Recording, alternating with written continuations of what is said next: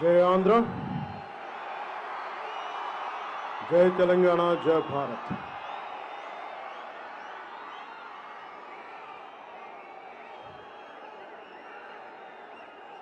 లోకహితం కోరుకునే గో బ్రాహ్మణులకు అల్లా చల్లని చూపు అందరి యందు ప్రసరించాలని ప్రార్థించే ఇస్లాం మత పెద్దలకు నిరంతరం యేసు ప్రభు త్యాగాన్ని ప్రపంచానికి తెలియజెప్పే క్రైస్తవ మతాచార్యులకు सर्वजनम हितम कोरे बौद्ध सन्यासुలకు लोक सौभाग्याన్ని ఆకాంక్షించే సిక్కు జైన మత గురువులకు లోక కళ్యాణం కోసం నిరంతరం రామకోటి రాసే లోక కళ్యాణం కోసం నిరంతరం రామకోటి రాసే తల్లులకు పెద్దలకు మీ అందరికీ పేరు పేరున శిరస్సు వంచి నమస్కరిస్తున్నాను.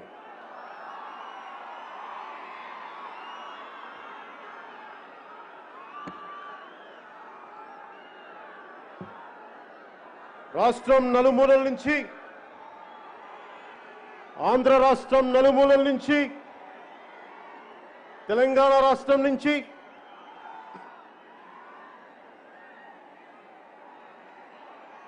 జనసేన 9వ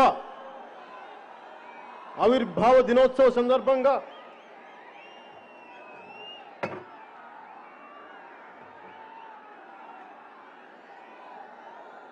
ఆంధ్ర రాజధాని అమరావతిలోని మంగళగిరి తాడేపల్లి మండలంలోని ఇమ్మటం గ్రామం పంచాయతీలో దామోదరం సంజీవయ్య గారి కళా ప్రాంగణానికి విచ్చేసిన కొదమ సింహాల లాంటి జన సైనికులకు, ఆడబెబ్బులి లాంటి వీర మహిళలకు,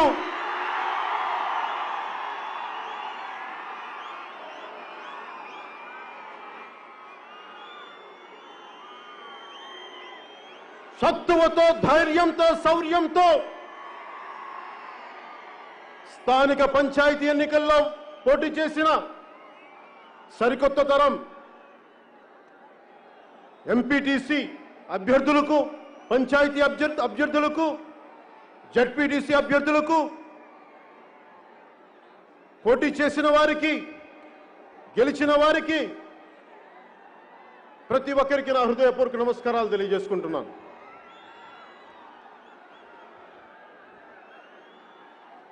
ఈ సభను జరిపేందుకు అనుమతి ఇచ్చిన, మా పొలాల్లో సభను చేసుకోండి అని చెప్పిన ఇమ్మటం పంచాయతీ రైతు సోదరులకు ముందుగా నా కృతజ్ఞతలు తెలియజేసుకుంటున్నాను. మీరు చూపించిన ఈ ప్రేమ, సభ పెట్టుకొని మీరు మాకు అండగా నిలబడ్డందుకు నేను మీకు ఈ రోజున ఒక మాట ఇస్తున్నాను. వ్యక్తిగతంగా నా ట్రస్ట్ తరపు నుంచి ఇమ్మటం గ్రామ పంచాయతీకి 50 లక్షలు నేను మీకు ఇస్తున్నా.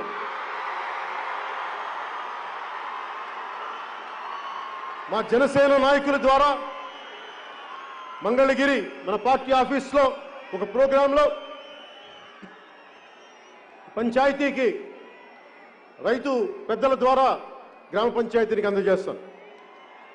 అలాగే సభ నిర్వహణకి అనుమతి ఇచ్చిన పోలీస్ అధికారులకి, ట్రాఫిక్ క్రమబద్ధీకరణ చేసిన పోలీస్ అధికారులకి, సోదరులైన మా పోలీస్ కానిస్టేబుల్స్ కి, తోటి భీమ్లా నాయకులైన మా ఎస్ఐలకి,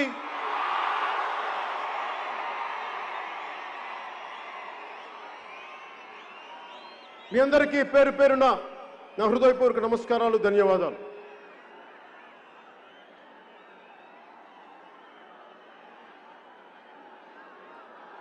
పార్టీ మొదటి నుంచి నిలకడగా వెన్నంటే పార్టీ కార్యక్రమాలను చూసుకుంటూ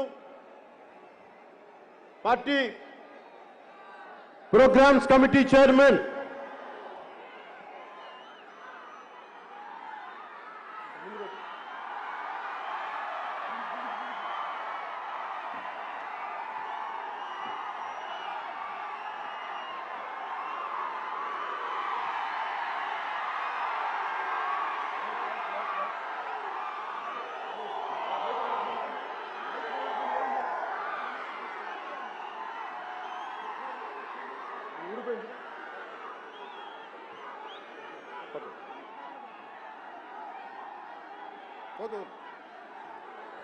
పార్టీ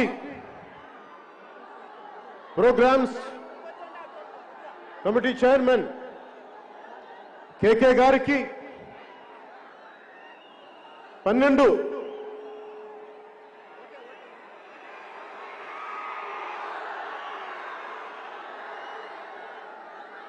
కమిటీలకి సభ్యులకు నెల రోజుల నుంచి మీరు కష్టపడ్డారు సభను చేయడానికి. సహకరించిన వాలంటీర్లకి, ఆడపడుచులకి, నాయకులకి మనస్ఫూర్తిగా నా కృతజ్ఞతలు. మీ కష్టాన్ని నేను మర్చిపోను.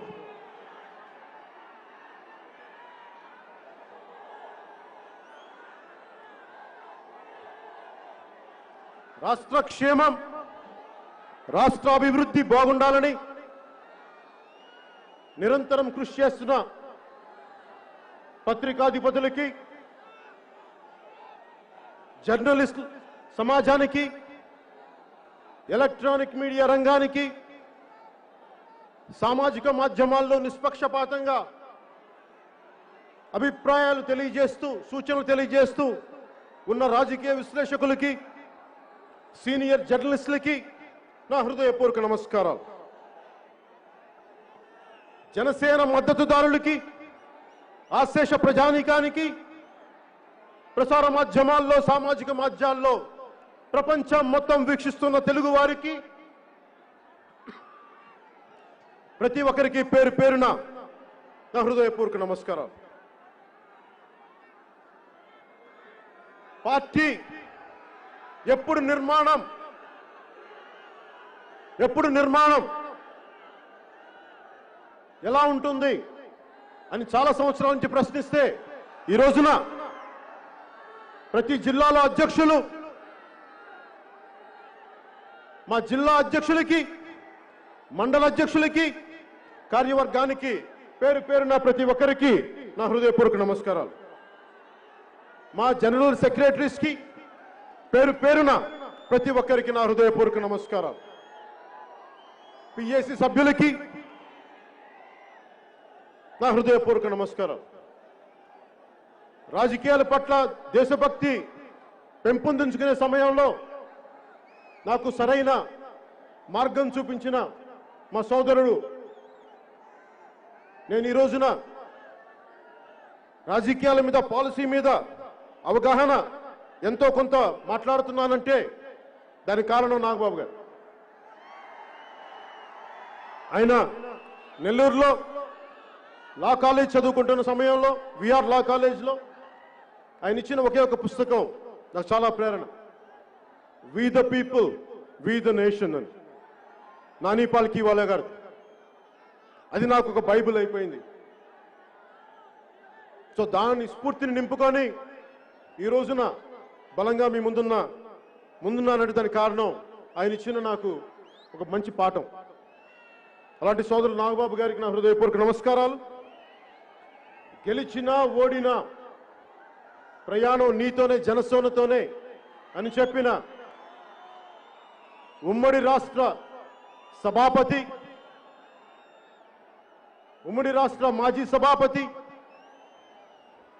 పిఎస్సి చైర్మన్, సీనియర్ రాజకీయ నాయకులైన పెద్దలు శ్రీ నాదెండ్ల మనోహర్ గారికి నా హృదయపూర్వక నమస్కారం.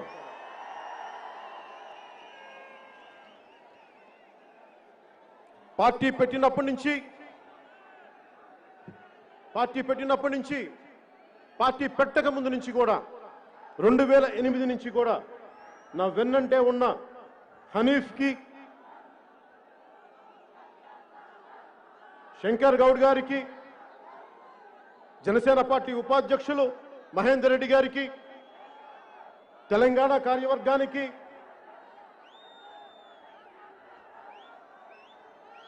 విద్యార్థి విభాగం అధ్యక్షుడు సంపత్కి,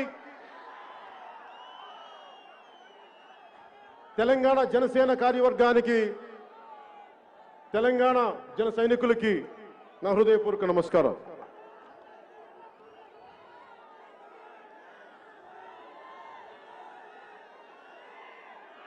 ఈ 9వ ముఖ్య అంశాల్లోకి వెళ్ళబోయే ముందు ఒకసారి మన గురించి మనం విశ్లేషించుకుందాం. ముఖ్యంగా ఈ సందేశం జన సైనికులకు, క్రియాశీలక కార్యకర్తలకు, వీర మహిళలకు నా చిన్న సందేశం. మనం ప్రేమించే వ్యక్తి మీద అభిమానం, ప్రేమ పక్కవారికి ఇబ్బంది కలిగించకుండా ఉండాలి. ఆ వ్యక్తి మీద ప్రేమ మీ తల్లిదండ్రులకి ఇబ్బంది కలిగించకూడదు, మీ కుటుంబ సభ్యులకి బరువు అవ్వకూడదు. ఆ వ్యక్తి మీద అభిమానం, ప్రేమ దేశం వైపు, సమాజం వైపు మళ్లించండి. వీర మహిళలకి నేను వీర మహిళని ఎందుకు మహిళా విభాగానికి పేరు పెట్టానంటే, నేను ఆదిశక్తిని ఆరాధించేవాడిని. పురాణాల్లో కామ, క్రోధ, లోభ, మద, మోహ, మాత్సర్యంతో తలకెక్కి పురుష దేవతల్ని కూడా ఓడించి ఇబ్బందులు పెట్టి, అలాంటి దేవతలు కూడా తిరిగి శరణు వేడుకునేది ఆదిశక్తిని.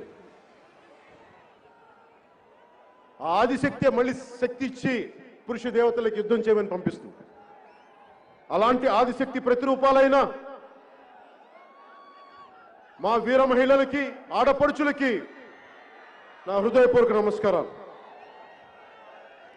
చరిత్రలో చదువుకున్నాం, ఖడ్గతిక్కన యుద్ధం నుంచి పారిపోతే తల్లి, భార్య ఇద్దరు పసుపు గాజులు పిచ్చి స్వాగతం పలుకుతారు. ఈ లోకంలో, ఈ సమాజంలో మగవాళ్ళు మగవాళ్ళగా ప్రవర్తించకపోతే వీర మహిళలే గుండెల్లో శౌర్యం నింపాలి, వాళ్లే మార్పును తీసుకురావాలి. అలాంటి వీరత్వం చూపించే ఆడపడుచులకు, ఆదిశక్తితో సమానం లాంటి వీర మహిళలకు నా గుండె లోతుల్లోంచి మీ కృతజ్ఞతలు తెలియజేసుకుంటున్నాను.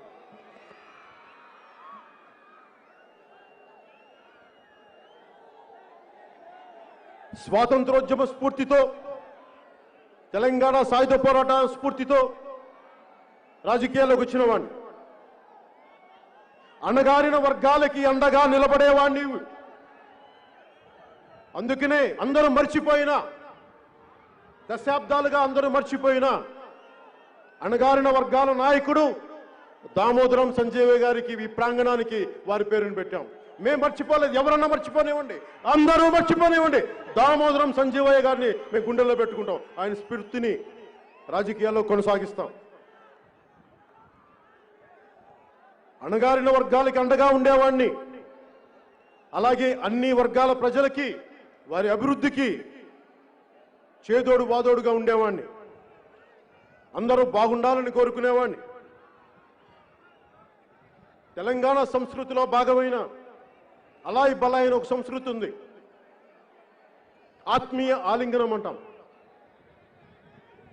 ఒకే ఊర్లో ఉండి ఇరుగు పొరుగుండి గొడవలు పడతాం, మాట అనుకుంటాం. కానీ ఒక్క దసరా రోజున మటుకు అందరం దగ్గరికి వచ్చి ఒక చిన్న మాట అనుకున్నాం, ఇంకోటి అనుకున్నాం. ఆ దసరా రోజున జమ్మి చెట్టు ఆకులు ఇచ్చి ఒకరినొకళ్ళు ఆత్మీయ ఆలింగనం చేసుకుంటారు. అలాగే రాజకీయాల్లో కూడా ప్రజా సమస్యల కోసం చాలా ఒక మాట అనుకుంటాం, కొన్నిసార్లు స్థాయి దాటే మాటే అనుకుంటాం. అలా అనుకున్నప్పుడు తిరిగి ఇది రాజకీయాల్లో విభేదాలు ఉంటాయి తప్ప వ్యక్తిగత ద్వేషాలు ఉండకూడదని నమ్మేవాడిని. నాకు ఈ అలాయ్ బలాయ్ స్ఫూర్తిని నాకు తెలియజేసిన సీనియర్ రాజకీయ నాయకులు, మాజీ కేంద్ర మంత్రి, హిమాచల్ ప్రదేశ్ గవర్నర్గా ఉన్న హిజ్ ఎక్సలెన్సీ బండారు దత్తాత్రేయ గారికి నేను మనస్ఫూర్తిగా నా కృతజ్ఞతలు, నమస్కారాలు తెలియజేసుకుంటున్నాను. అలాగే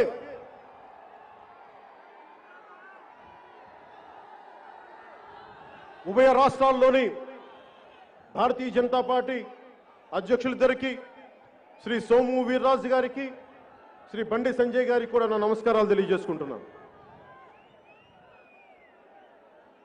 ఉభయ రాష్ట్రాల్లోని కాంగ్రెస్ నాయకులకు, కార్యకర్తలకు కూడా నా హృదయపూర్వక నమస్కారాలు. సిపిఐ సిపిఎం నాయకులైన మధు గారికి, రామకృష్ణ గారికి, వారి నాయకులకి, వారి కార్యకర్తలకు కూడా నా నమస్కారాలు. సోదరులు కల్వకుంట్ల తారక రామారావు గారికి, టిఆర్ఎస్ నాయకులు, మంత్రివర్యులు, అలాగే టిఆర్ఎస్ అధినాయకత్వానికి, వారి నాయకులకు, వారి కార్యకర్తలకు కూడా నా హృదయపూర్వక నమస్కారం. తెలంగాణ రాష్ట్రంలో, తెలంగాణ రాష్ట్ర సాధనలో క్రియాశీలకంగా వ్యవహరించిన మాజీ మంత్రివర్యులు, తెలుగు ప్రజల ఐక్యతను కోరే, మనసారా ఆకాంక్షించే డాక్టర్ విజయరామారావు గారికి కూడా నా నమస్కారాలు.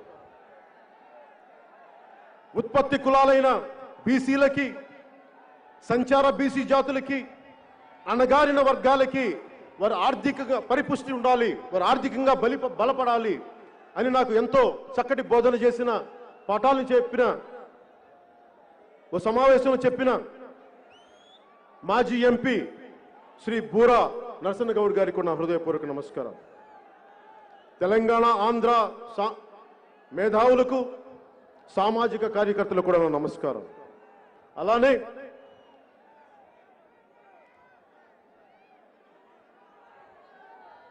టీడీపీ నాయకులు,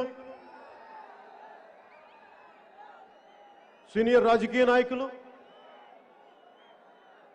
మాజీ ముఖ్యమంత్రి, ప్రస్తుత ప్రతిపక్ష నేత శ్రీ చంద్రబాబు నాయుడు గారికి కూడా నా నమస్కారం. తెలుగుదేశం కార్యకర్తలకి, నాయకులకి కూడా నా నమస్కారం. నా సంస్కారం వైసీపీ వారికి కూడా నమస్కారం పెట్టమంటుంది.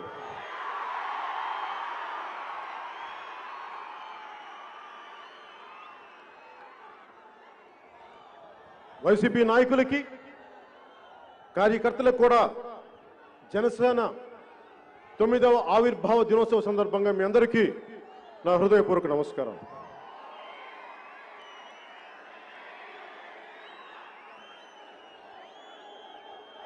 వైసీపీలో చాలా మంచి నాయకులు ఉన్నారు.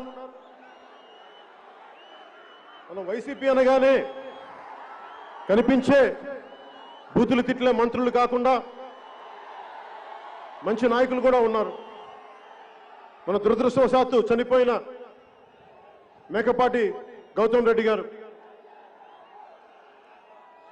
మేకపాటి వారి తండ్రి గారు మేకపాటి రాజమోహన్ రెడ్డి గారికి కూడా నా హృదయపూర్వక నమస్కారం.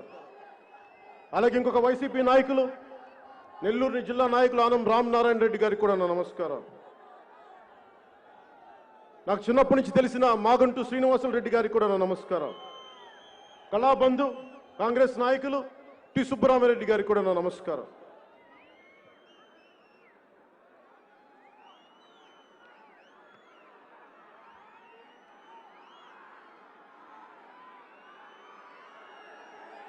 నమస్కారాల పర్వం పూర్తయింది అనుకోవచ్చు. ఇంతమందికి నమస్కారాలు అంటే అది జనసేన సంస్కారం.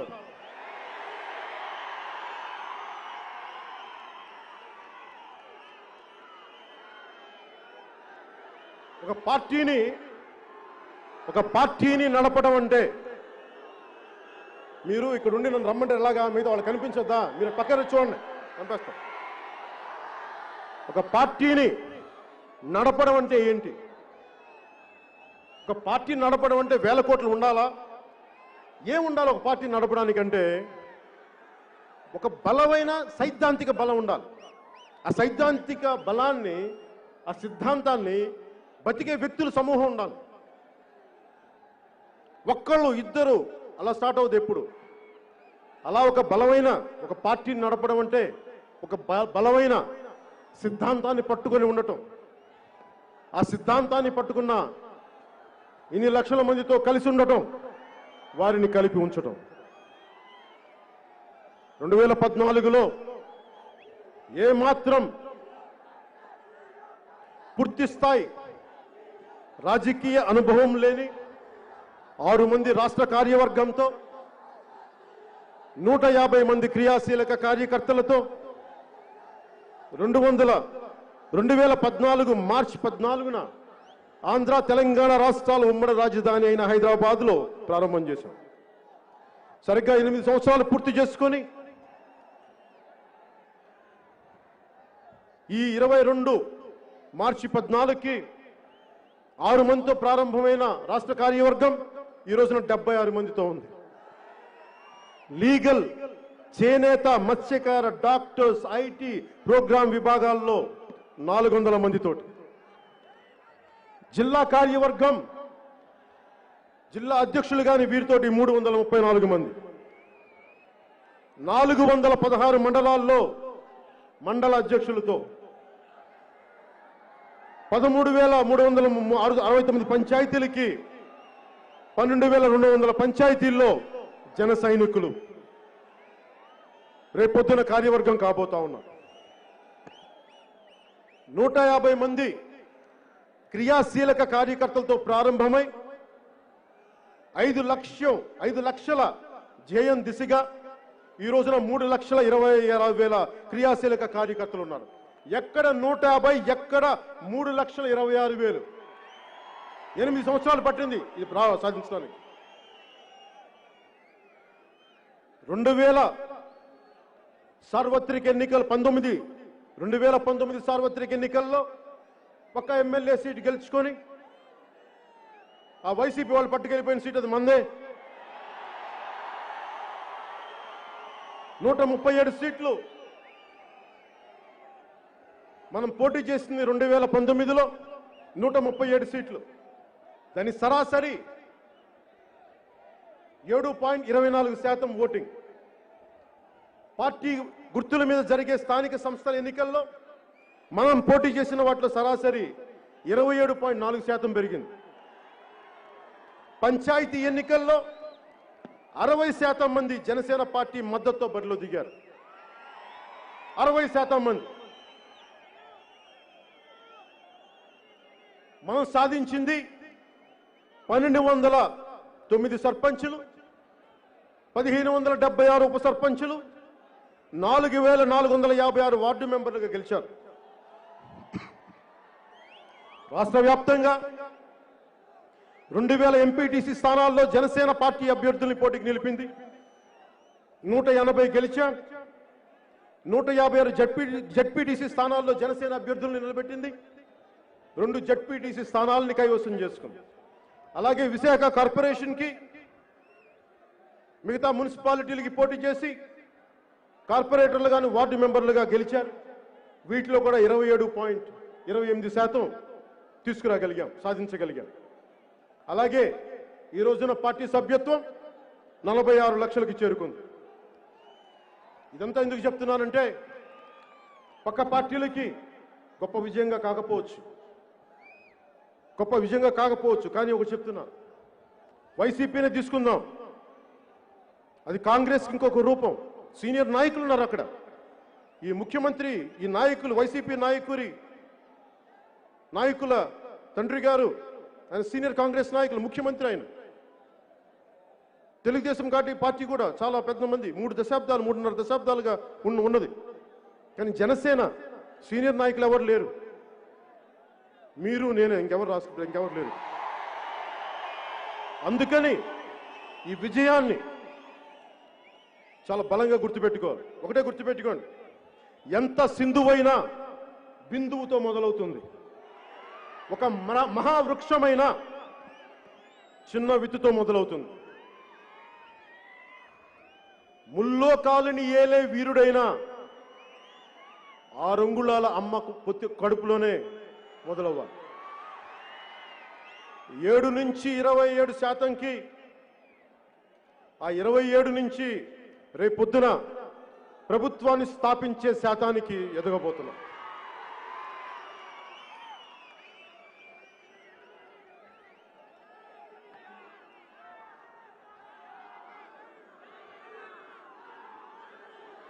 అలాగే జనసేన నాయకులకి, ఇక్కడున్న ప్రతి జనసేనకి నాయకత్వం వహిస్తున్న పెద్దలందరికీ కూడా ఒకసారి నాయకత్వ లక్షణాలు ఎలా ఉండాలి అనేది మీరు చూపించారు. ఒకసారి వారికి మనవి చేసుకుంటున్నాను. నాయకత్వం అంటే అత్యంత ప్రతికూల పరిస్థితుల్లో, మనం గెలిచినప్పుడు కాదు నాయకత్వం, అత్యంత ప్రతికూల పరిస్థితుల్లో వ్యక్తుల తాలూకు వ్యక్తిత్వం బయటపడుతుంది. విజయం వచ్చినప్పుడు ఎలా ఉన్నామని కాదు, అపజయం వచ్చినప్పుడు ఎలా నిలబడ్డావు అన్నదే ముఖ్యం. నాయకత్వం అనేది ఎంత డబ్బు ఉంది, ఎంత పేరుంది, ఎంత అధికారం ఉంది కాదు, ఎంత ఒత్తిడిని తీసుకోగలం, ఎంత మందిని ప్రభావితం చేయగలం, ఎన్ని అవరోధాలైనా సరే నువ్వు అనుకున్న నిర్దిష్ట లక్ష్యాన్ని చేరుకోగలవా లేదా అన్నదే ముఖ్యం. నాయకత్వం వహించడం అంటే తను సర్వస్వం పోగొట్టుకున్న తను నమ్ముకున్న వారిని గెలిపించడం, తన ఆచరించే నీతుల్ని చెప్పడం, తన ఆచరించని నీతులను చెప్పకపోవడం, తనిచ్చిన మాట మీద మాట తప్ప మడం తిప్ప ఇలా కాదు, తనిచ్చిన మాట మీద నిబద్ధత కలిగి ఉండటం, కాలక్రమంలో వచ్చే మార్పులకి నిన్ను నువ్వు పోగొట్టుకోకుండా ఎలా నిలబడగలిగావు, ఎలా నిలబడి ఉండగలవు, ద్వేషించే శత్రువులను కూడా, మనల్ని ద్వేషించే శత్రువులను కూడా క్షమించి వదిలేయటం. నాయకత్వం అంటే పట్టు విడుపు ఉండటం. అలాగే నాయకత్వం అంటే ఎదుటివారి ఎదుగుదలని, సౌభాగ్యాన్ని చూసి కుళ్ళిపోకుండా ఉండటం, పక్కవాడి ఆస్తుల్ని దోచేయాలి అన్న ఆలోచన లేకపోవటం, రాజ్యాంగ స్ఫూర్తిని కాపాడటం, ప్రాథమిక హక్కులు, ఇది నా ప్రాథమిక హక్కు అని అరవబోయే ముందు ప్రాథమిక బాధ్యతల్ని నిర్వర్తించానా లేదా అని తెలుసుకోవటం. మనం చేసే ప్రతి పని దేశ ప్రగతికి, సమాజ శ్రేయస్సు, మనం చేసే ప్రతి పని దేశ ప్రగతికి ఉపయోగపడుతుందా, సమాజ శ్రేయస్సుని కోరుకుంటుందా అన్న దిశలో ఉందా లేదా అన్నది మనందరం ఆలోచించాలి. అలాగే క్రియాశీల కార్యకర్తలకి ఇందాక చెప్పినట్టుగా 150 మందితో మొదలై ఈ రోజున త్వరలో 5 లక్షలు చేరుకోబోతున్నాం. కానీ ఈ రాష్ట్ర భవిష్యత్తు, ముఖ్యంగా ఆంధ్రప్రదేశ్ బాగుండాలి, చీకట్లోకి వెళ్ళకూడదు అంటే ఈ మీ 5 లక్షల మంది చేతుల్లో ఉంది. జనసేన క్రియాశీలక కార్యకర్తల చేతుల్లో ఉంది. మీ పోరాట పటిమ మీద ఆధారపడి ఉంది, మీ గుండె నిబ్బరం మీద ఆధారపడి ఉంది. నేను నడిచి చూపిస్తాను, మీరు నడవండి. చాలా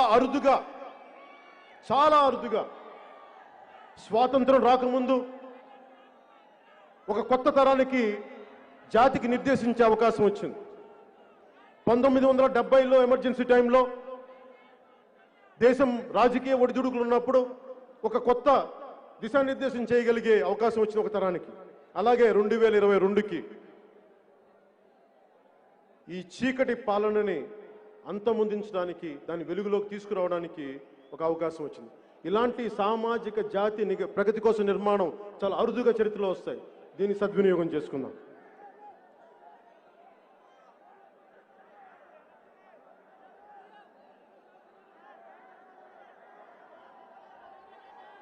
జనసేన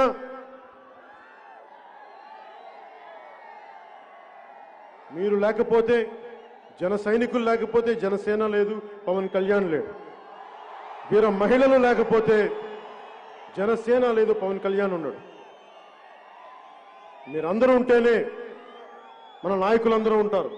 మీరందరూ స్ఫూర్తిస్తేనే మేము బలంగా పనిచేయగలం.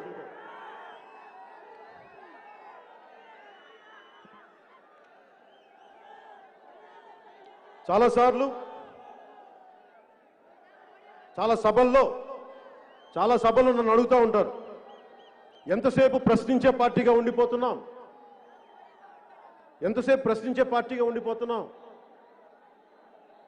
మనం ప్రశ్నిస్తాం ఇంకెవరు అధికారం పెడుతున్నారంటే నేను ఒకటే చెప్తున్నాను. ఈ రోజున చాలామంది మన నాయకులు కూడా 2-3 సార్లు సందర్భాల్లో ప్రస్తావిస్తూ ఉంటారు. చాలా సందర్భాలు నేను వింటూ ఉంటాను. ప్రశ్నించడం అంటే తేలిగ్గా తీసుకోకండి. ప్రశ్నించడం అంటే గుండె సత్తువుని పెంచుకోవడం. ప్రశ్నించడం అంటే పోరాటానికి సంసిద్ధంగా ఉండటం. ప్రశ్నించడం అంటే మార్పుకి శ్రీకారం చుట్టడం. ప్రశ్నించడం అంటే ఒక సరికొత్త రాజ్య స్థాపన చేయడం, తద్వారా సుపరిపాలన అందజేయడం. అందుకని దయచేసి ప్రశ్నించడం అనేది తేలిగ్గా తీసుకోకండి. ఇది చాలా బలమైన ఆయుధం. నేను పాటించింది ఏది మిమ్మల్ని అడగను. నా వ్యక్తిగత ప్రయోజనాలకి మీ జీవితాలు నేను తాకట్టు పెట్టను. మీ ప్రాణానికి నా ప్రాణం అడ్డు వేస్తాను, కానీ ఎప్పుడు నేను వాడుకోను. 2014లో సూటిగా ప్రశ్నించాం, ప్రభుత్వాన్ని ఎదుర్కొన్నాం. 2019లో బలంగా పోరాటం చేశాం, బరిలో నిలబడి ఉన్నాం. 2024లో గట్టిగా నిలదొక్కుంటాం, ప్రజా ప్రభుత్వాన్ని స్థాపిస్తాం. జై జనసేన. మనం చేస్తుంది స్వకార్యం కాదు, ప్రజాకార్యం. అది రామకార్యంతో సమానం.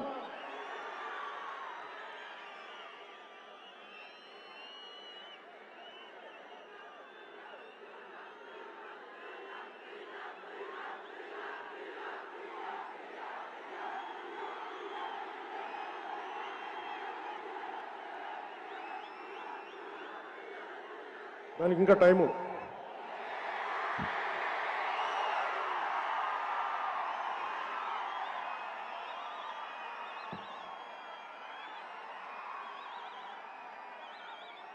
నీళ్ళే బాబు, భూమి భూమి కాదా?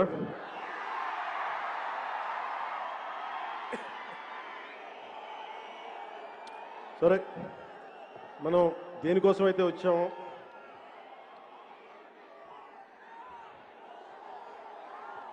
నేను 2.5 ఏళ్ల వైసీపీ పాలన గురించి మాట్లాడేటప్పుడు మనం ఓడిపోయి, నేను 2 చోట్ల ఓడిపోయి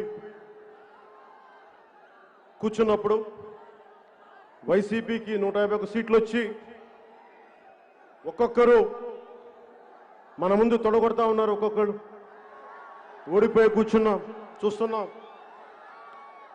నాకు ఇప్పుడు బాధ రాదు, నవ్వు వస్తుంటుంది. ఎవరన్నా తొడగొడితే నవ్వు వస్తుంది. సరే, ఉత్సాహాన్ని కొట్టుకోనిలే, కొట్టుకుని ఏమంటుందని కందిపోతే మళ్ళీ తగ్గుతాయి వాళ్ళకే అనిపిస్తుంది. ఇప్పుడు నేను మాట్లాడబోయేది 2.5 ఏళ్ల వైసీపీ పాలనలో. మాట్లాడబోయే ముందు ముఖ్యంగా నేను మాట్లాడబోయేది జన సైనికులు, జనసేన పార్టీ ప్రజలతో పాటు వైసీపీ నాయకులు, వైసీపీ కార్యకర్తలు కూడా కొంచెం శ్రద్ధగా ఆలకించండి. అంటే నేను వినబోయే ముందు, నేను సభని ఇంకా స్టార్ట్ చేయలే.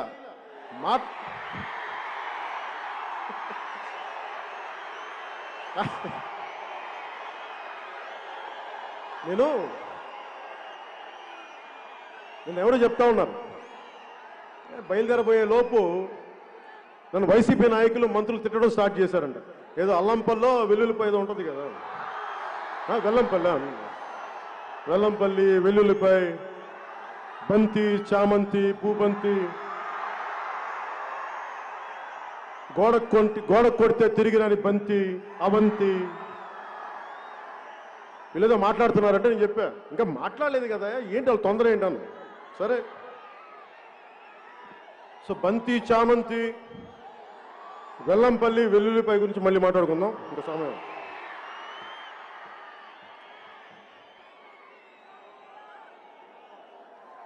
వైసీపీ, ముఖ్యంగా వైసీపీలో మంచి నాయకులు ఉన్నారు. ఉమారెడ్డి వెంకటేశ్వర లాంటి పెద్దలు, మాగంటి శ్రీనివాసరెడ్డి గారు, మేకపాటి కుటుంబీకులు, మంచి నాయకులు ఉన్నారు. ఆనం రామనారాయణ రెడ్డి గారు. సో నాకు వాళ్ళందరినీ హర్ట్ చేయాలని లేదు. అలాగే మనం ఎంత కమిటెడ్గా ఉంటామో, మన జన సైనికులు ఎలా ఉంటారు, వాళ్ళు కూడా మంచి కార్యవర్గం ఉండి ఉంటుంది కదా, లేదంటే గెలవరు కదా. సో నాకు వైసీపీ కార్యకర్తలను కూడా నాకు హర్ట్ చేయడం ఇష్టం లేదు. నాకు మీరంటే గౌరవం ఉంది. మీ నాయకుడు, మీ నాయకత్వం 151 సీట్లు గెలిస్తే మేము ఓడిపోయాం కాదంట్లా, కానీ మాకేం ఇబ్బంది ఉండదు. సరే, మీరు బాగా చేయడం చూసాను, మీరు ఎంత బాగా చేస్తారు నేను ఎదురు చూశాను. అందరిలాగే 5 కోట్ల మంది 5.5 కోట్ల మంది ప్రజలు ఎలా ఎదురు చూశారో నేను కూడా వాటితో పాటు ఒక 5.5 కోట్ల ఒకటిగా నేను ఎదురు చూశాను.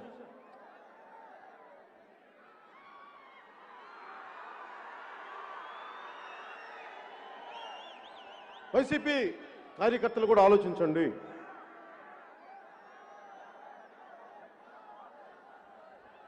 నాకు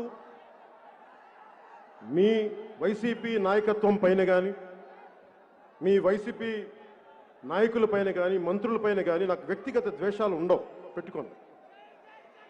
నాకు పాలసీ మీద విభేదాలే ఉంటాయి తప్ప, మీరు ఈ పాలసీని ఎందుకు చర్యలు చేయలేదు, మీరు ఒక ఇసుక పాలసీ సరిగ్గా లేదని మాట్లాడతాను తప్ప, ఎప్పుడు కూడా ఇన్ని సంవత్సరాల్లో నేను వ్యక్తిగతంగా దాడి చేయను.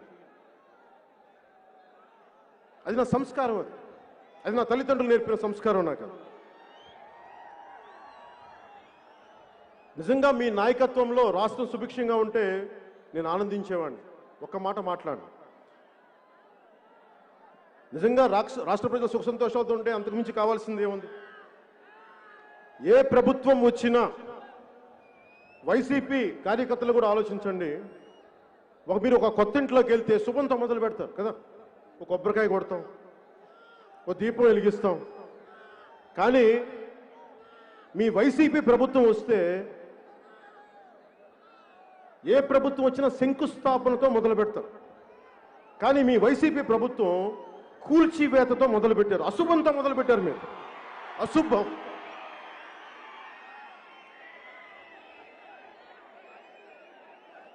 మూడు నెలలకే ఇసుక సమస్య వచ్చి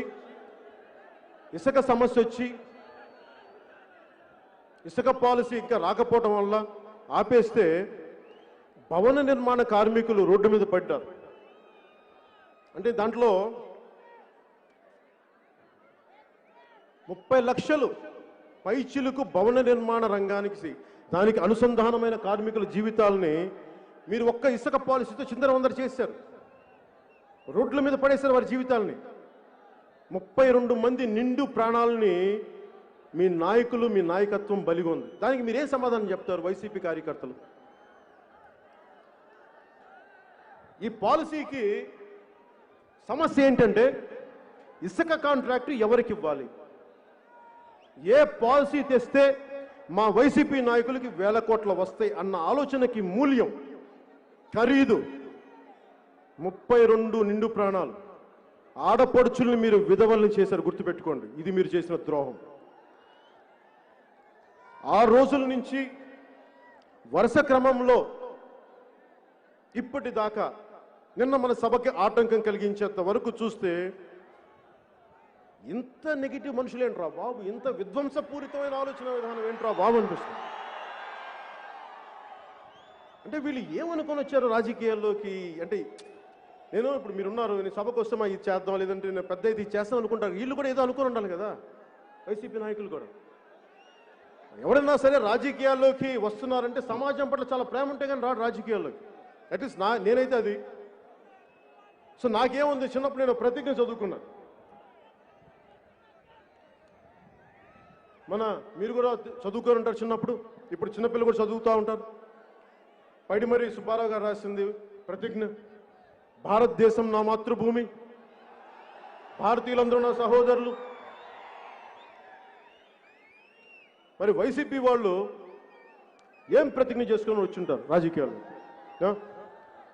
వాళ్ళు కూడా ఏదో ప్రతిజ్ఞ చేసుకోకపోతే ఇంత దరిద్రం చేయరు కదా రాష్ట్రాన్ని. బలమైన ప్రతిజ్ఞ చేసుకుని ఉన్నారు. ఆంధ్రప్రదేశ్ మా సొంత భూమి, ఆంధ్రులందరూ మా బానిసలు, రాజ్యాంగ స్ఫూర్తిని తొంగలో దొక్కుతాం, న్యాయ వ్యవస్థని లెక్కే చెయ్యం, పోలీసుల్ని ప్రైవేట్ ఆర్మీగా వాడేస్తాం, ఉద్యోగుల్ని తిప్పలు పెడతాం, 3 చెరువులు నీళ్లు తాగిస్తాం, నిరుద్యోగులకి మొండి చెయ్యి చూపిస్తాం, రాష్ట్ర రహదారుల్ని గుంతలమయం చేస్తాం, ప్రజల ఎన్నో పోసలు ఇరగొడతాం, ఆ ఇరగొట్టేంత వరకు విశ్రమించాం. సహజంగా పెట్టుబడుల్లో వచ్చే పెట్టుబడుల్లో 50% మా వాటా మేము లాక్కుంటాం. చిన్న పెద్ద తేడా లేకుండా అందరి ఆర్థిక మూలాల్ని దెబ్బ కొడతాం. అన్నం పెట్టే రైతన్నల్ని అండగా ఉంటామని చెప్తాం. అధికారంలోకి రాగానే వారిని అప్పులు ఊబిలోకి నెట్టేస్తాం. ఆత్మహత్యలు చేసుకుంటారంటే ప్రోత్సహిస్తాం. ఇసుకన్న మటుకు అప్పడంలా కరాకరా నవ్వులేస్తాం. సహజ వనరుల్ని శాంతానికి వాడేసుకుంటాం. దేవతల విగ్రహాలు అపవిత్రం చేసిన వారిని గుండెల్లో పెట్టి రక్షించుకుంటాం. గజం ఖాళీ స్థలం కనిపిస్తే కబ్జా పెడతాం. పార్కులు, స్కూళ్ళు, కాలేజీలు, ప్రభుత్వ భవనాల్ని తాకట్టెట్టేస్తాం. సంపూర్ణ మద్యపాన నిషేధం ద్వారా ప్రజల్ని చిత్తుగా తాగిస్తాం. మా వైసీపీ పార్టీ ఆదాయపు వనరుల్ని మేము పెంచుకుంటాం. ఎవడన్నా గొంతెత్తితే సాగు కొడతాం, కేసులు పెడతాం, లాఠీలతో చితగొట్టిస్తాం. మా వైసీపీ ఎంపీ అయినా సరే ఒక్క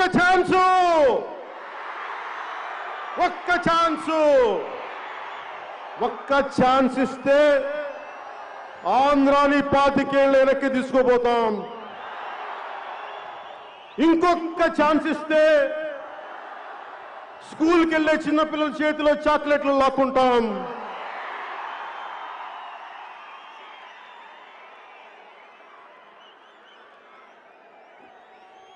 ఇదబ్బా వారి ప్రతిజ్ఞ. సో వారి ప్రతిజ్ఞలో రాజ్యాంగ స్ఫూర్తి అంటే ఏంటి అది మాట్లాడుకుందాం. ఫస్ట్ ఒక డెఫినేషన్ ఇచ్చుకుందాం. రాజ్యాంగ స్ఫూర్తి అంటే స్వాతంత్రం విడిపోయిన తర్వాత మన దేశాన్ని ఎలా నడపాలి, మన కులాలు, మన సంస్కృతులు, మన మతాల మధ్యలో ఒక సమతుల్యత ఎలా పట్టుకురావాలి, జాతీయత అనేది ఎలా తీసుకురావాలి, ఇంత విభిన్నమైన సంస్కృతుల మధ్య, భాషా విభేదాల మధ్య దేశంగా ఎలా పటిష్టంగా ఉంచాలి అని పెద్దలు బాబు రాజేంద్ర ప్రసాద్ గారి అధ్యక్షతన, అంబేద్కర్ గారు చైర్మన్గా, అల్లాడి కృష్ణస్వామయ్య గారు లాంటి నిష్ణాతులు, ఎందరో మహానుభావులు దాదాపు 2 సంవత్సరాలు కష్టపడి రాజ్యాంగాన్ని ఇచ్చారు. దాంట్లో అందరికీ మన భారత రాజ్యాంగం మతపరంగా కానీ కులపరంగా కానీ ఎలాంటి వివక్ష చూపించదు. ఓట్లేసిన తర్వాత మీరు మా గతంలో ఓట్లు వేయలేదు కాబట్టి మీకు ఈ పని చెయ్యం అని చెప్పదు రాజ్యాంగం. సో రాజ్యాంగ స్ఫూర్తి అన్నీ ఏదైతే పిల్లర్స్ ఉన్నాయో, మూల స్తంభాలు, ఈ వ్యవస్థను మేము సంరక్షించుకుంటామని. దీంట్లో సర్దార్ వల్లభాయ్ పటేల్ గారి మాటలు, ఆయన భారతదేశాన్ని యూనియన్గా చేయడానికి ఆయన పడ్డ తపన, అన్ని 500 పైచిలకు ప్రిన్స్లే స్టేట్స్ని అందరి దగ్గరికి వెళ్ళి ఆయన అడిగింది. మాట్లాడుతుంటే మా రాజ్యాలను మేము ఎందుకు ఇవ్వాలి, మేము ఇండియన్ యూనియన్ ఎందుకు జాయిన్ అవ్వాలంటే రకరకాలుగా మాట్లాడి కన్విన్స్ చేసి ఆయన చెప్పింది కూడా మీకు రాజభరణం ఇస్తాం అని అంటే వాళ్ళు రాజభరణం కోసం ఒప్పుకోలేదు కానీ రాజభరణాన్ని కూడా పాప యాక్సెప్ట్ చేశారు. వాళ్ళు ఆ రోజున ఆ రాజులు కానీ ఒప్పుకోకుండా ఉండుంటే ఈ రోజున భారతదేశం ముక్కలుగా ఉండే పరిస్థితి. సో ఆయన అడిగారు మేము ఎలా నమ్మమంటే, నేను భారతదేశపు ప్రభుత్వ ప్రతినిధిగా చెప్తున్నా, మీరు నన్ను నమ్మాలి. ఆ నమ్మకం ప్రకారం నిలబడ్డారు. నిలబడి భవిష్యత్తులో రాజభరణం తీసేస్తామంటే ఆయన అన్న ఒకే ఒక మాట, ప్లెడ్జ్ ది వర్డ్. మనం చట్టసభల్లో కూర్చొని ఒక మాట ఇచ్చిన తర్వాత,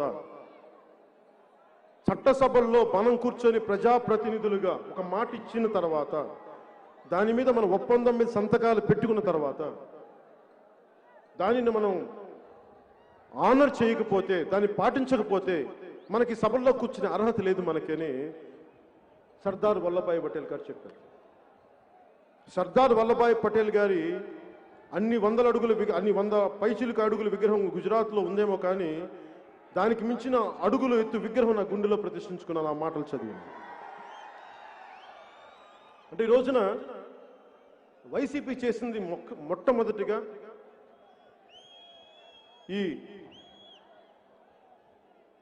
ఈ పీపీఎస్ క్యాన్సిల్ చేయటం. 3 ముఖ్యమైన పనులు చేశారు రాగానే. గత ప్రభుత్వం చేసిన పనులు, గత ప్రభుత్వం ఏ పనులనైతే సంతకం పెట్టిందో, ఒప్పందం చేసుకుందో, అందరూ కూర్చొని ఏం చేశారు, అమరావతి అనేది మా రాజధాని, ఈ రాజధానిని అందరూ ఒప్పుకుంటున్నాం. సో అమరావతి అనేది రాజధానిగా చేసి ఆంధ్రాకి రాజధాని ఒప్పుకున్న తర్వాత ప్రతిపక్షంలో ఉండి ఇప్పుడున్న ముఖ్యమంత్రి కూడా ఒప్పుకుంటేనే అది ముందుకెళ్ళింది. దానికి ప్రధానమంత్రి నరేంద్ర మోదీ గారు వచ్చారు. సో ఇది చేసిన తర్వాత రాగానే రాజధాని ఇక్కడ కాదు, 3 రాజధానులు. అలాగే cancellation of PPAs, power purchase agreements. మేము ఆ ప్రభుత్వం చేసుకుంది కానీ మా ప్రభుత్వంతో సంబంధం లేదు అంటే ఒకటే అర్థం చేసుకోవాలి, గవర్నమెంట్ అంటే కంటిన్యూటీ ఆఫ్ పాలసీ. మీరు వచ్చి ప్రభుత్వాలు రాజు మారినప్పుడల్లా రాజధానులు మారవు, ముఖ్యమంత్రులు మారినప్పుడల్లా పాలసీలు మారవు. ఆ పాలసీలో తప్పొప్పులుంటే సరిచెయ్యాలి, ముందుకు తీసుకెళ్ళాలి తప్ప మేము చెయ్యం, మేము వేరే పాలసీలు అంటానంటే అది కుదరదు. అలాగే ముందుగా అమరావతికి రాజధాని మీదే తీసుకుంటానంటే, నేను తెలుగుదేశం పార్టీకి భారతీయ జనతా పార్టీతో కలిసి జనసేన 2014న వారికి మన మద్దతు తెలిపి వారి విజయానికి మన వంతు సహకారం అందించాం. మరి రాజధాని విషయంలో ఇక్కడ పెనుమాక కానీ, ఉండవల్లి గ్రామ ప్రజలు కానీ, ఇంకా మిగతా గ్రామాల్లోని రైతులందరూ మాకు భూములు ఇవ్వడం ఇష్టం లేదు రాజధాని కంటే, నేను వారి వెంట నిలబడ్డాను. ఆ రోజు నా ప్రభుత్వాన్ని ఒకటే ప్రశ్నించాను, మీరు అంచెలంచెలుగా మీరు రాజధాని నిర్మించండి. ఇది నేను వారికి మద్దతు ఇచ్చిన వ్యక్తిని. నేను మద్దతు ఇచ్చిన ప్రభుత్వానికి నేను చెప్పాను మీరు అంచెలంచెలుగా వెళ్ళండి. నేనే గొంతెత్తినప్పుడు ఈ రోజున 3 రాజధానులు అని చెప్పే వైసీపీ మంత్రులు కానీ, వారి నాయకత్వం కానీ ఆ రోజు మీరు ఎందుకయ్యా చెప్పలేదు? మీరు గాడిదలా కాస్తున్నారు. మీరు ఆ రోజున ప్రతిపక్షంలో ఉండి గాడిదలా కాస్తున్నారు. మీరు ఆ రోజే మీ బుర్ర ఏమైంది? మీ బుద్ధి ఎక్కడ ఉంది? ఆ రోజున గాడిదలు కాసే పనులు మీరు ఏం చేస్తున్నారా? ఆ రోజున మీరు ఆ రోజు చెప్పించలేకపోయారా? మీ వైసీపీ నాయకుడు సత్తెనపేట ఏదో నరసరావుపేట మర్చిపోయిన ఆయన నియోజకవర్గం ఏంటో,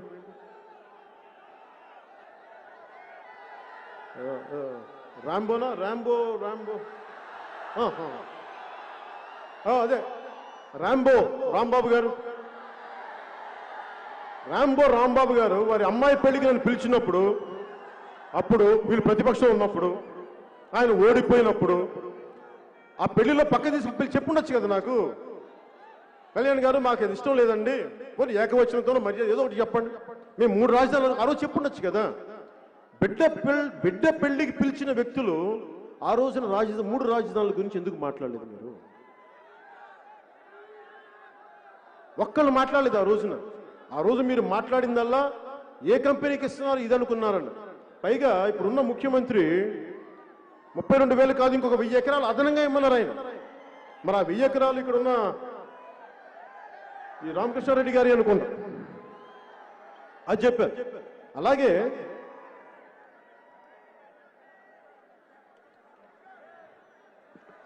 29 గ్రామాలు 26,896 రైతులు 34,000 ఎకరాలు. దీంట్లో 32% మంది ఎస్సీ ఎస్టీ, మిగతా వాళ్ళు బీసీలు ఓసీలు. ఆ రోజున సమస్య లేవనెత్తినప్పుడు ఈరోజు వీళ్ళు మాట్లాడుతున్నారు ఎస్సీ వర్గాల వారికి అన్యాయం జరుగుతుందంటే మీకు ఈ రోజుకి యూట్యూబ్లో ఎలాంటి వీడియోస్ దొరుకుతాయి. ఉద్దండి రాయని పాలెం రెవరెండ్ ఆయన దగ్గరికి పోయినప్పుడు ఆయన ఒకటే అడిగాను, సార్ మీరు చెప్పండి, మీకు నిజంగా ఇప్పుడున్న తెలుగుదేశం ప్రభుత్వం మిమ్మల్ని ఇబ్బంది పెడుతుందా? మీకు ఇష్టంతోనే ఇస్తున్నారా అంటే మాకు ఇష్టంతోనే ఇస్తున్నాం, కానీ మాకు మా భూమికి, మా అసైన్ భూములకి కొంచెం ఎక్కువ రేట్లు కావాలని అడిగారు. అది వీడియోలో కూడా ఉంటుంది చూడండి. నేను ఇంత స్పష్టంగా నేను మద్దతు ఇచ్చిన ప్రభుత్వాన్ని ప్రశ్నించగలిగినప్పుడు ఒక్క వైసీపీ నాయకులు మీరు ఎందుకయ్యా ఆ రోజు మాట్లాడేది ఇలాగా? ఆ రోజున 10,000 ఎకరాలు ఎక్స్ట్రా కావాలని చెప్పినట్టుగా చెప్పారు, కానీ 3 రాజధానులని మీరు ఎందుకు చెప్పలేదు? ఆషామాషిగా ఉందా మీకు? 3,000 కోట్ల పైచీలు ఖర్చు పెట్టిన తర్వాత ఇప్పుడు రాజధానులు మారుస్తామంటే ఎవడబ్బ సొమ్మయా ఇది? మీ ఇష్టానికి అమ్మిపాటు దుప్తారా మీరు? మీ ఇష్టానికి మార్చేస్తారా? అంటే అడిగేవాడు లేకపోతే మీరు ఏదైనా చేస్తారా? మీరు ప్రశ్నించేవాడు లేకపోతే మీరు ఏదైనా చేస్తారా? అవి జనసేన లేనప్పుడు బాబు, జనసేన ఉన్నప్పుడు అవి దొబ్బం.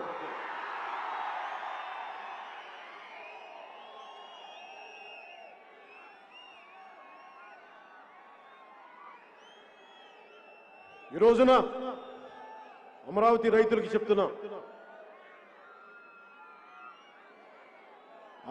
ఆంధ్రప్రదేశ్ రాజధాని అమరావతి ఎక్కడికి వెళ్ళదు. మీ కష్టం, మీ మీద పడ్డ ప్రతి లాఠీ దెబ్బ నా మీద పడ్డట్టు గుర్తుపెట్టుకోండి. నేను ఖచ్చితంగా చెప్పగలను, అమరావతి ఇక్కడి నుంచి కదలదు. అలా అని చెప్పి మిగతా ప్రాంతాలను వదిలేస్తామని కాదు. మీకు ఇచ్చాం మాట, చట్టసభల్లో మాట ఇచ్చారు. రాజ్యాంగం చట్టసభలో ఇచ్చిన మాటని మీరు నిలబెట్టుకోకపోతే ఒకటి అడగండి, శాసనాలు చేసేవాళ్ళు శాసనాల్ని పాటించకపోతే నేను ఈ మాట ఎందుకినా? చిన్న పిల్లడు కూడా అడగండి. అంటే మీరు శాసనాలు చెప్తారే తప్ప పాటించరా? అవన్నీ కుదరవు. అలాగే అమరావతి రాజధాని నేపథ్యంగా న్యాయ వ్యవస్థకి ఇలా అరుపుల వల్ల ఇలా అరుపుల వల్ల ఏం ప్రయోజనాలు రావు. ఆగండి, మీకు ఈ ఉత్సాహం తగ్గించుకోండి. ఈ అరుపుల వల్ల ప్రయోజనాలు ఏం రావు. ఆగండి, కూర్చో. నాకు ఆనందం రాదు, కూర్చో. ఈ అమరావతి నేపథ్యంలో న్యాయ వ్యవస్థను కూడా తప్పుపట్టే స్థాయికి వెళ్ళిపోయింది వైసీపీ ప్రభుత్వం. న్యాయ వ్యవస్థను కూడా, ఈ దేశానికి మూల స్తంభాలైన న్యాయ వ్యవస్థ, అందులోని వ్యక్తులు వ్యక్తిగతంగా నీకు నచ్చచ్చు నచ్చకపోవచ్చు, కానీ వ్యవస్థను మటుకు ప్రశ్నించే హక్కు లేదు. ఆంధ్రప్రదేశ్ ప్రభుత్వాన్ని తిట్టే హక్కు నాకు, ప్రభుత్వ వ్యవస్థను తిట్టే హక్కు లేదు, వ్యక్తులను తిట్టే హక్కు ఉంది నాకు. వైసీపీకి కూడా మీకు తెలుసుకోవాల్సింది, వ్యక్తులను మీరు దాడి చేస్తూ ఉన్నారు. ఈ పద్ధతి మీరు చేసుకుంటే ఏమవుతుందంటే, మీ చట్టాలను మీరే పాటించినప్పుడు మీకు న్యాయ వ్యవస్థను ప్రశ్నించే హక్కు మీకు ఎక్కడదయా? మీకు వాడు ఎలాంటి మాటలంటే, ఎంత ఒళ్ళు పొగరం మాటలంటే, ముఖ్యంగా అందరూ చెప్పట్లేదు వైసీపీ నాయకులు, దయచేసి ఈ చూస్తున్నవాళ్ళు కూడా మీరు దయచేసి అర్థం చేసుకోండి. నేను వైసీపీ నాయకులు అంటున్నానంటే మాట్లాడిన నాయకుల గురించే మాట్లాడుతాను. మాట్లాడిన నాయకుల మీద నాకు గౌరవం ఉంది, నేను మీ గురించి మాట్లాడలేదు. ఒక్కొక్కళ్ళు ఏం మాట్లాడారంటే, హైకోర్టు ఒక పార్టీ బ్రాంచ్ ఆఫీస్గా మారింది, అసలు ఎలా తిట్టారంటే న్యాయవాన్ తిట్టి సోషల్ మీడియాలో తిట్టడం, బూతులు తిట్టడం, అమెరికాలో కూర్చొని తిట్టించడం, ఏ స్థాయికి వీరి గూండాగర్ది వెళ్ళిపోయిందంటే మన ఇళ్లలోకి వచ్చి మన రైతులు కొట్టడం కాదు, న్యాయ వ్యవస్థను శాసించే వ్యక్తులు వీళ్ళ జీవితాల్లో కూడా వెళ్ళిపోయి తిట్టడం స్టార్ట్ చేశారు. అది వీళ్ళ గుండాతనం. క్రిమినల్స్ రాజకీయాలు వెళ్తే ఇలాగే ఉంటుంది. ఈ తప్పుని మనందరం కలిపి చేసాం, మర్చిపోతాం. నిజానికి ఎంత విసిగిపోయిందంటే కోర్టు కూడా, పోలీసు సంగతి కూడా చెప్తాను. పోలీసు వ్యవస్థ కూడా ఏం చేయగలను, నేను పోలీసు బిడ్డను. నేను ఇదే మాచర్లో గురజాల్లో మా నాగబాబు గారికి కూడా తెలుసు, నాగబాబు గారు కూడా పెరిగారు. నేను కూడా గుంటూరు బాపట్లో పుట్టినోడిని, గుంటూరు కారం తిన్నోడిని కూడా. పౌరుషం ఉండదా?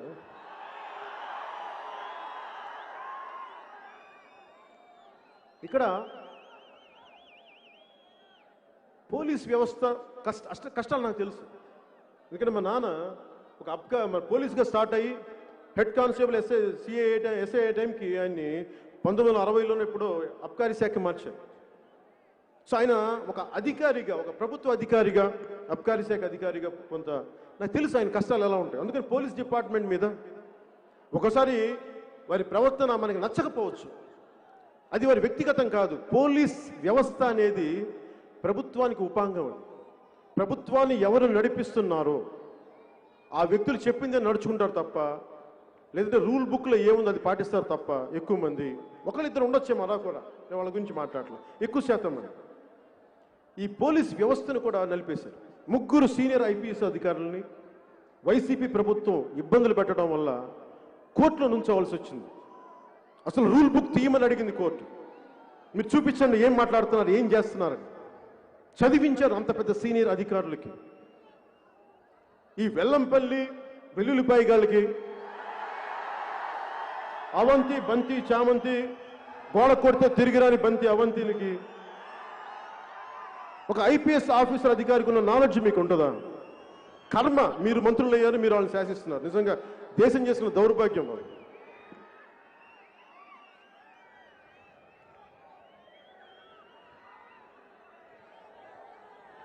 అందరూ ఈ వైసీపీ పాలనలో ముందస్తుగా పారిశ్రామికవేత్తలు దెబ్బతింటంతో పాటు రైతులు పొట్ట మీద కొట్టారు. ఫస్ట్ అమరావతి రైతుల మీద ఏంటి అన్యాయం అని ప్రశ్నించేందుకు న్యాయ వ్యవస్థ మీద తిరగబడ్డారు. వీళ్ళు దాడులు చేశారు. పోలీసులను వాడుకొని పోలీసులను చెడ్డవాళ్ళని చేశారు. పోనీ పోలీస్ జీవితాలను ఏమైనా సుఖంగా ఉంచారా అంటే వారికి జీతబత్యాలు కాదు కదా, కనీసం కరువు బత్యం కూడా సరిగ్గా ఇవ్వట్లేదు, టియ్యేలు ఇవ్వట్ల, జీతాలు తగ్గించేశారు. వీళ్ళ నాయకుడు నేను అధికారంలోకి వస్తే వారాంతపు సెలవు ఇస్తానని చెప్పాడు. వారాంతపు సెలవు లేదు. వారాంతపు సెలవు లేకపోగా వీళ్ళు చేసే ఈ తప్పుడు పనులు, తప్పుడు కోతల వల్ల పోలీసులకి అధిక పని. మన రోడ్ల మీద మనం తిడితే మన రోడ్ల మీదకి వస్తే దాని శాంతి భద్రత మళ్ళీ పోలీసు వ్యవస్థే కదా మాట్లాడాలి. ఆ ఉన్న సెలవు కాదు కదా, 12 గంటల పనికి వాళ్ళు 24 గంటల పనులు చేస్తారు పోలీసు. ఈ వైసీపీ ప్రభుత్వం. ఇవన్నీ కాకుండా మీరు చూస్తే మనం ఎవరన్నా సరే ఇక్కడున్న ఒక ఆడబిడ్డ కానీ, ఒక సగటు వ్యక్తి ఎవరైనా సరే ఇక్కడ మనందరంలో ఒక వ్యక్తి కనుక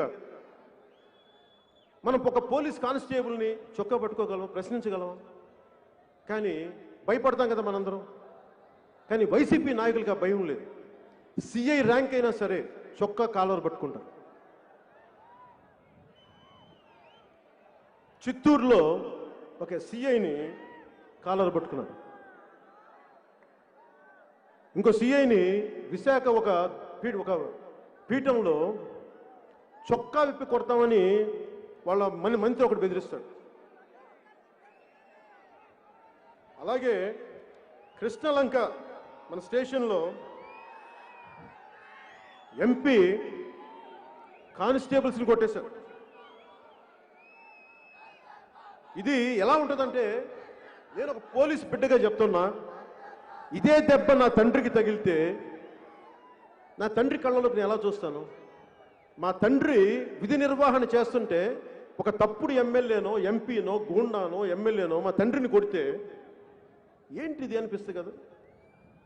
మరి అలాంటి పోలీస్ శాఖను కొడితే అధికారులు కూడా ఒకవేళ నేను సీనియర్ అధికారిని అనుకుందాం, నేను ఒక ఐపీఎస్ అధికారిని అనుకుందాం, ఒక సిఐని అనుకుందాం నిజ జీవితంలో, నా కింద కానిస్టేబుల్స్లో నా తోటి సిఐనో ఎస్ఐనో కొడితే నా కోపం రాదా? మాట్లాడినప్పుడు ఏం చేస్తాం? వీళ్ళందరూ గూండాల అధికారులు, ఒక సంతకంతో వాళ్ళ జీవితాలు మారిపోతాయి. అందుకని వీళ్ళు కూడా భయపడే స్థాయికి వెళ్ళిపోయారు.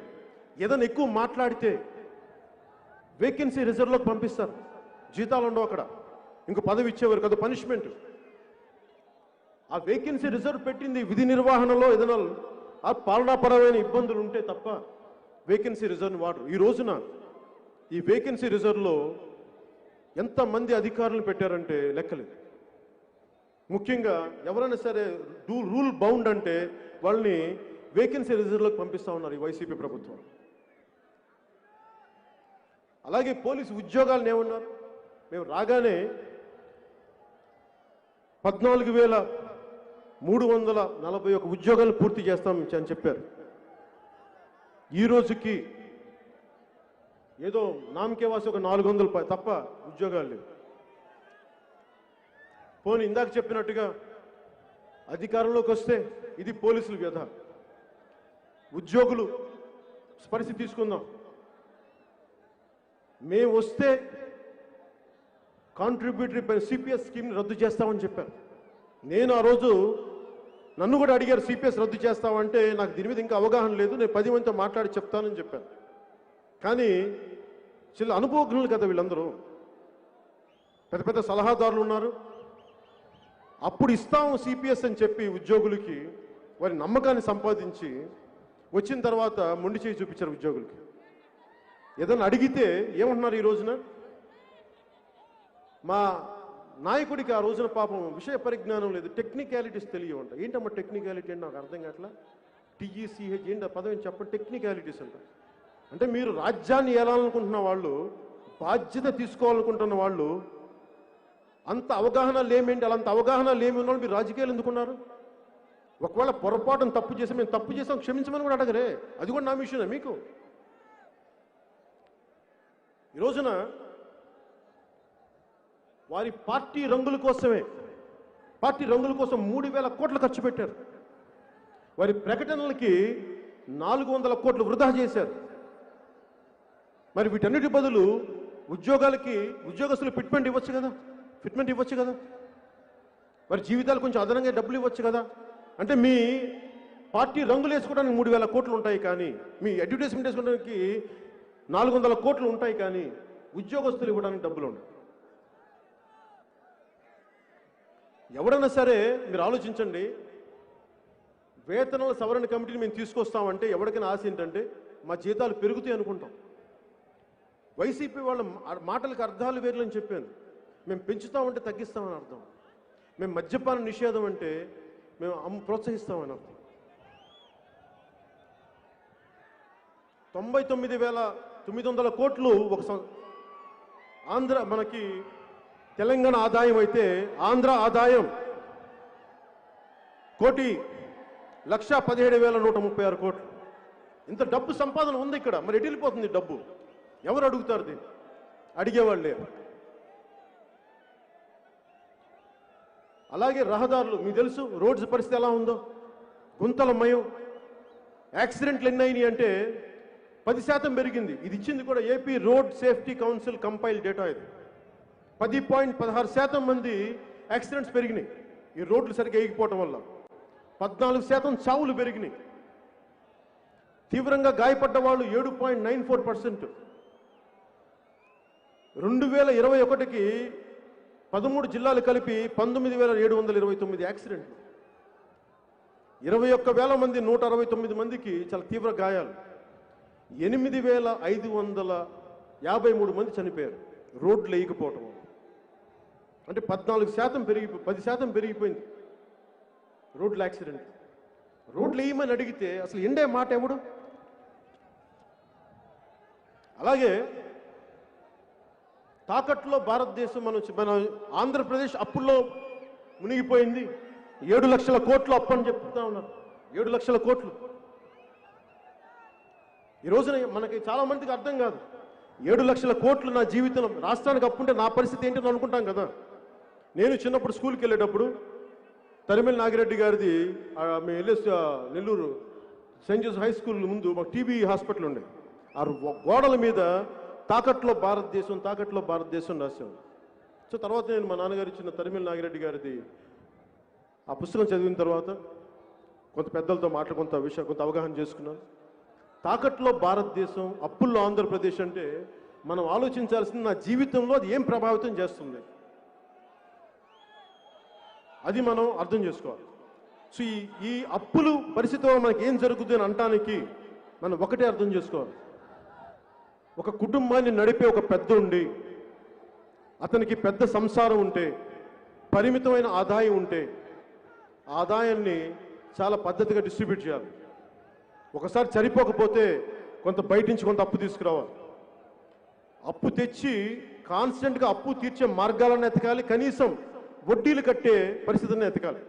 వడ్డీలు పెరిగిపోయి అప్పులు తీర్చలేని పరిస్థితి వదిలేద్దాం. కనీసం వడ్డీలు కూడా కట్టలేని పరిస్థితులు ఉంటే ఇంక పిల్లలకి పెట్టలేడు.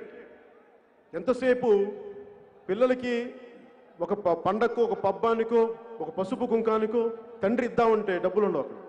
సో ఈ పరిస్థితుల్లో అలాగే ఒక రాష్ట్ర ప్రభుత్వం కూడా 7 ఇన్ని లక్షల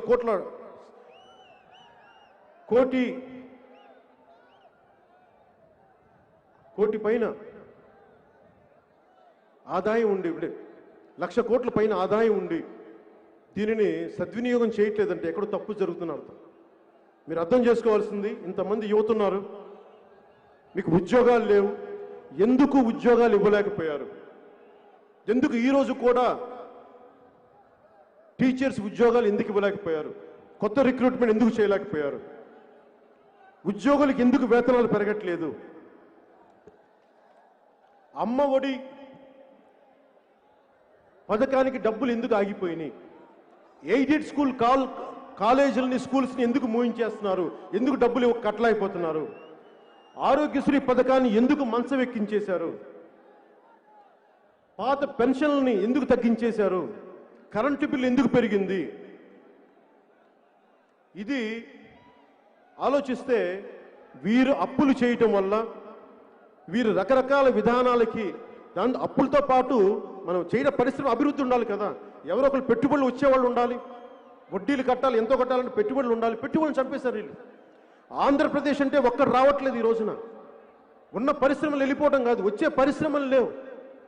ఉన్న పరిశ్రమల్ని కూడా పంపించేస్తూ ఉన్నారు. ఉదాహరణకి అమర్రాజా బ్యాటరీసే ఉంది. దాంట్లో నాకు తెలియదు అంతకుముందు అమర్రాజా బ్యాటరీస్ ఏంటి. ఒకసారి కిరణ్ రాయ్, మన వినోద్ రాయల్ అని చెప్పి మన జన సైనికుడు బిడ్డ చంపేశారు చిత్తూరులో. ఆ బిడ్డ వాళ్ళ తండ్రి అమర్రాజా బ్యాటరీ ఇంజనీర్. ఆయన ఎప్పుడో కూర్చోబెట్టి అక్కడే ఉద్యోగి రిటైర్డ్ అయ్యాడు. అలాంటి ఎంతో మందికి ఆధారం కల్పించిన ఒక పరిశ్రమని ఉన్మాదంతో, పిచ్చితో ఇక్కడి నుంచి పంపించేశారు. కియా ఫ్యాక్టరీ అనంతపూర్లో వస్తే వారి అనుసంధానమైన పరిశ్రమ యాన్సిలరీ యూనిట్స్ రావాల్సిన వీళ్ళు చేసిన, వైసీపీ చేసిన గొడవకి వీళ్ళు వెళ్ళిపోయారు. ఇలా ఒక్కటి కాదు, రెండు కాదు, అన్నీ వెళ్ళిపోయారు. నిజంగా ఈ ప్రభుత్వం అధికారంలోకి వచ్చినప్పటి నుంచి చాలా ఇబ్బందులు ఎదుర్కొంటా ఉంది.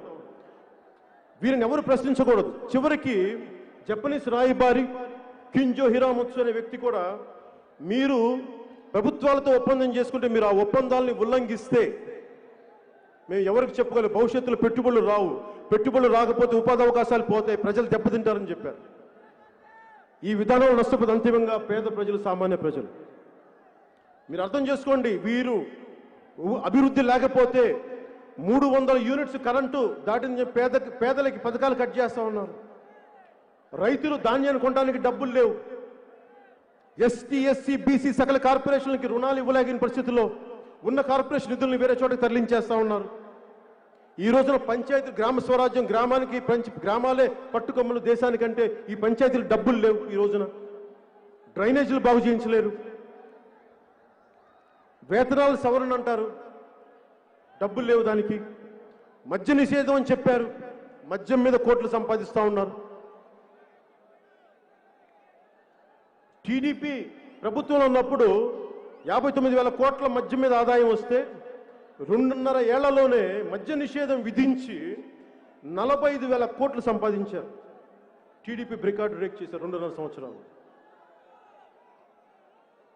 ధరలు పెంచితే మద్యం తాగేవాళ్ళు తగ్గిపోతారని చెప్పి ఒక దరిద్రపు నీచ నికృష్టమైన ఒక హీన వాదన ఒకటి వినిపిస్తారు. డబ్బులు పెంచితే ఎవడైనా సరే వ్యసనాన్ని నియంత్రించగలరుగా, నిర్మూలించగలరా? పైగా ఈ నాసిరకం లిక్కర్ ఒకటి అమ్ముతారు. దానివల్ల ఈ మధ్యనే మనకి జంగారెడ్డిగూడెంలో 812 మంది చనిపోయారు ఇలిసిట్ లిక్కర్ తాగి. ఇండియన్ మేడ్ ఫారెన్ లిక్కర్ అంటాం కదా, IMFL అని. అది కాదు, ఇడుపులపాయ మేడ్ ఫారెన్ లిక్కర్.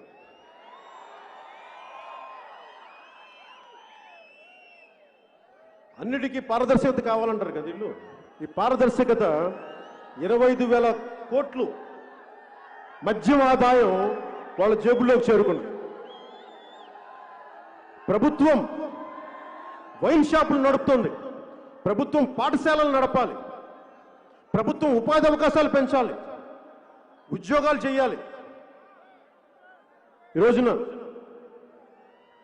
మన ప్లేట్లో మనం బిర్యానీ తిందామని అంటగా వాళ్ళు బాగా సంపాదిస్తున్నారు. దోచేయడంలో అడ్డగోలుకి వెళ్ళిపోయారు. ఈ అప్పు చేసిన డబ్బులు కూడా ఎటో వెళ్ళిపోయినాయి. అమ్మఒడి ఆగిపోయింది, ఇవన్నీ ఆగిపోయినాయి. ఈ రోజున చివరిగా ఆలయాల పరిస్థితి ఎలా ఉంది అంటే, తిరుపతిలో కూడా చేపల మార్కెట్ లాగా 2,000 పెంచేస్తాం, 3,000 పెంచేస్తాం. తిరుపతిని కూడా ఇట్లా చేసేస్తా ఉన్నారు. విగ్రహాలు, రామో విగ్రహవాన్ ధర్మ, నిలువెత్తు ధర్మానికి ప్రతిరూపం రాముడు. అలాంటి విగ్రహాన్ని కొట్టేసి ఈ రోజుకి ఒక్కళ్ళు అరెస్ట్ చేయలేదు వాళ్ళని. అలాగే టీటీడీ సమస్య చూస్తానే ఉన్నాం, ధరలు పెంచేశారు. అసలు ధార్మిక మండలి ఇలాంటి చాలా మంది పదే నన్ను అడుగుతా ఉన్నారు, అసలు ఎండోమెంట్స్ యాక్ట్ మీద మీ ఉద్దేశం ఏంటి? ఈ దేశం సెక్యులర్ దేశమే అయితే ఒక మతానికి ఒక న్యాయం, ఇంకో మతానికి ఇంకో న్యాయం ఏంటి? సెక్యులరిజం అంటే అందరినీ సమానంగా చూడటం కదా. మస్జిదుల మీద కంట్రోల్ లేదు, కంట్రోల్లో పెట్టుకోదు ప్రభుత్వం. చర్చిల మీద కంట్రోల్ పెట్టుకోదు ప్రభుత్వం. హిందూ దేవాలయాల మీద ప్రభుత్వ నియంత్రణ ఏంటి? దీని మీద మాట్లాడాలి అని అంటే ఖచ్చితంగా చెప్తున్నాను, ఈ రోజున దీనిని మేము పరిశీలిస్తాం, దీన్ని అధ్యయనం చేస్తాం, దీంట్లో లోతుపాతులు తెలుసుకుంటాం. టీటీడీ యాక్ట్ని సవరించాల్సి వస్తే, ఈ ఎండోమెంట్స్ యాక్ట్ని సవరించాల్సి వస్తే ఖచ్చితంగా పెద్దలందరితో కూర్చొని మేమందరం కూర్చొని ఒక సమిష్టి నిర్ణయం తీసుకుంటాం.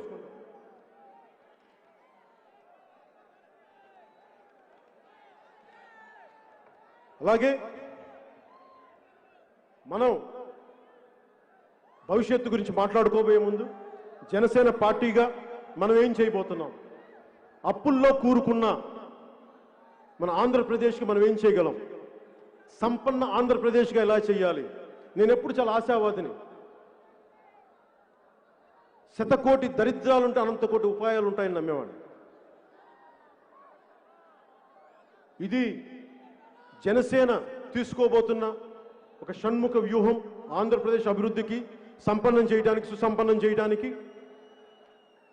అప్పుల్లో ఉన్న ఆంధ్రప్రదేశ్ రాష్ట్రాన్ని అప్పులు లేని ఆంధ్రప్రదేశ్ రాష్ట్రంగా చేయాలన్నదే నా లక్ష్యం. తద్వారా ఆర్థిక అభివృద్ధి సాధించడమే లక్ష్యం. ఇందుకోసం ఒక బలమైన నూతన పారిశ్రామిక విధానాన్ని తీసుకొస్తాం, ఇన్వెస్టర్ ఫ్రెండ్లీ గవర్నెన్స్ని తీసుకొస్తాం. విశాఖని విశ్వనగరంగా, విజయవాడ తిరుపతిని బలమైన హైటెక్ నగరాలుగా తీర్చిదిద్దుతాం.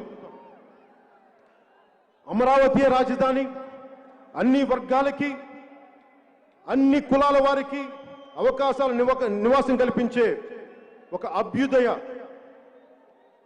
ఒక రాజధానిగా అమరావతిని మేము ముందుకు తీసుకెళ్తాం. మద్రాసు నుంచి విడిపోయినప్పుడు తెలుగు రాజధానిగా కర్నూలు నగరం ఇచ్చిన కర్నూలు నగరాన్ని రుణం తీర్చుకుంటాం. కర్నూలు జిల్లాకి దామోదరం సంజీవయ్య గారి కర్నూలు జిల్లాగా నామకరణం చేస్తాం, అభివృద్ధి తీసుకుంటాం. రాయలసీమ బిడ్డలందరినీ, ఎక్కడో గల్ఫ్లో ఎక్కడో వెళ్ళిపోయిన వ్యక్తులందరినీ రాయలసీమను అభివృద్ధి చేసి వారందరినీ ఇక్కడికి ఉపాధి అవకాశాలు తీసుకొస్తాం. అలాగే అల్పాదాయ వర్గాల వారి ఇళ్ల నిర్మాణానికి వైట్ రేషన్ కార్డు హోల్డర్స్ అందరికీ ఇసుక ఉచితంగా ఇస్తాం.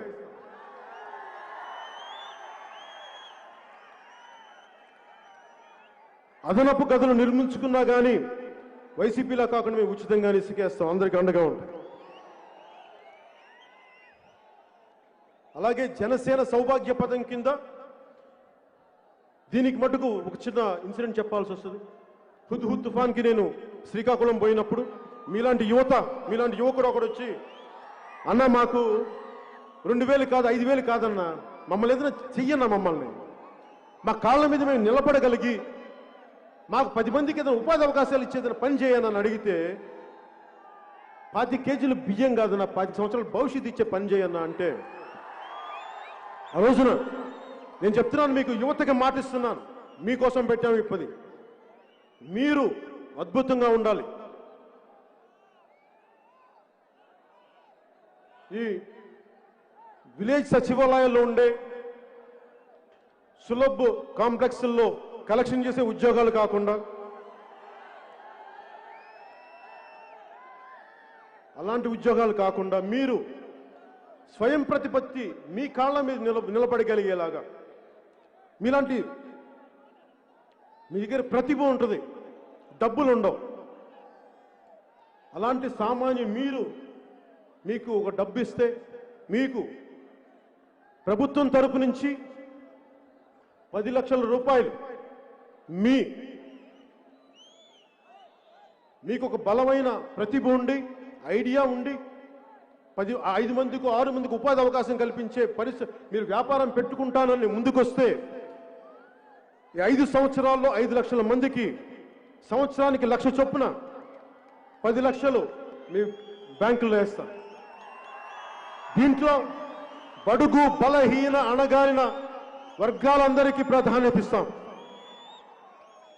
వ్యవసాయ రంగాన్ని లాభసాటిగా చేయడం నాకు లక్ష్యం. వ్యవసాయ రంగాన్ని చూస్తే పాపం గిట్టుబాటు ధర రాకుండా కష్టపడతా ఉన్నారు, ఏడుపులు కన్నీళ్లు. ఎట్టి పరిస్థితుల్లో రైతు అనేవాడు కన్నీరు పెట్టకూడదు.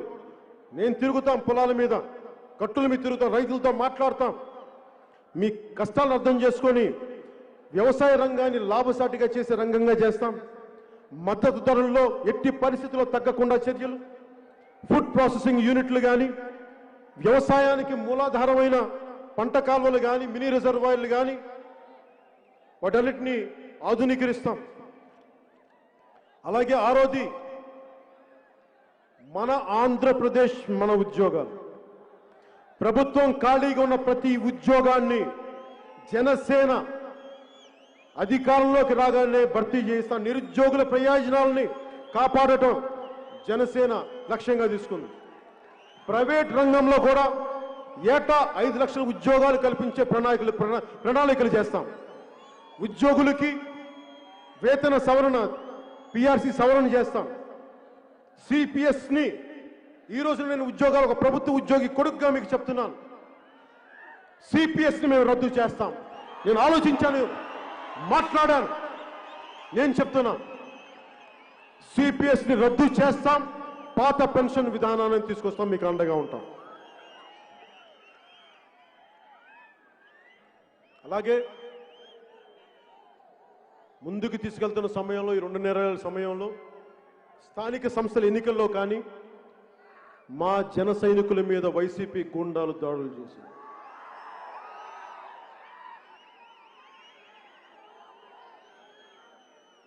నేను కులాల ఐక్యత కోరుకునేవాడిని, కులాలను విభజించేవాడిని కాదు, కులాల ఐక్యత కోరుకునేవాడిని.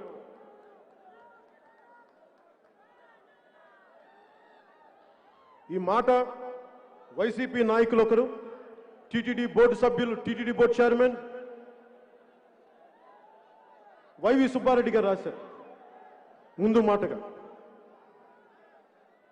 మా నెల్లూరు జిల్లా అధ్యక్షులు మనుక్రాంత్ రెడ్డి గారు, స్నేహితులు గిద్దలూరు నుంచి డాక్టర్ గౌతమ్ రెడ్డి అని,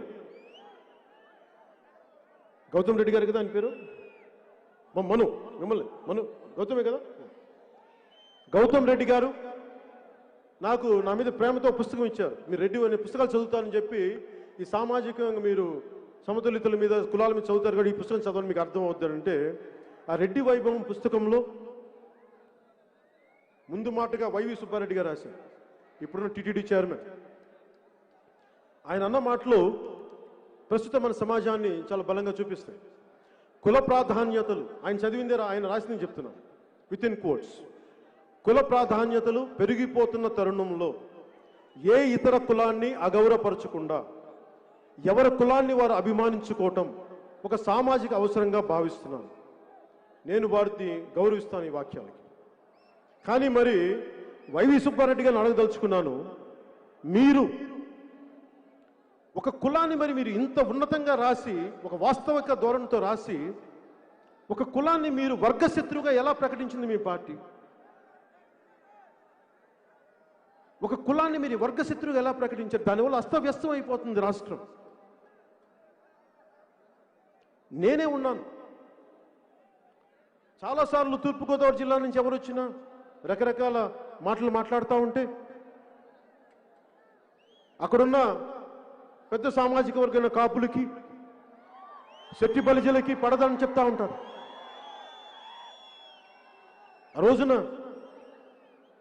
శెట్టి బలిజ సామాజిక వర్గానికి చెందిన పితాని బాలకృష్ణ గారు వస్తే ఒకటే చెప్పాను, మనం ఏ కులంలో పుట్టాలో ఎలా పుట్టాలో మనకు తెలీదు, ఎందుకు గొడవలని చెప్పి నేను కోనసీమకు పోయి శెట్టి బలిజ సామాజిక వర్గాన్ని కాపుల్ని కలిపి నేను సోషల్ ఇంజనీరింగ్ చేశాను, మీరు గొడవలు పెట్టుకోకండి, కలిసి ఉండండి, వాళ్ళు నాకు ఓట్లు వేస్తారని కాదు, సమాజం విచ్ఛిన్నం అయిపోయింటే బాధతోటి. మరి నేను ఇంత బాధ్యతగా ఉన్నప్పుడు వైవి సుబ్బారెడ్డి గారు మీకు ఒక విషయాన్ని మీ దృష్టికి తీసుకొస్తాను. మీ కాకినాడ ఎమ్మెల్యే ద్వారంపూడి చంద్రశేఖర్ అనే వ్యక్తి నన్ను అకారణంగా పచ్చి బూతులు తిట్టాడు, నన్ను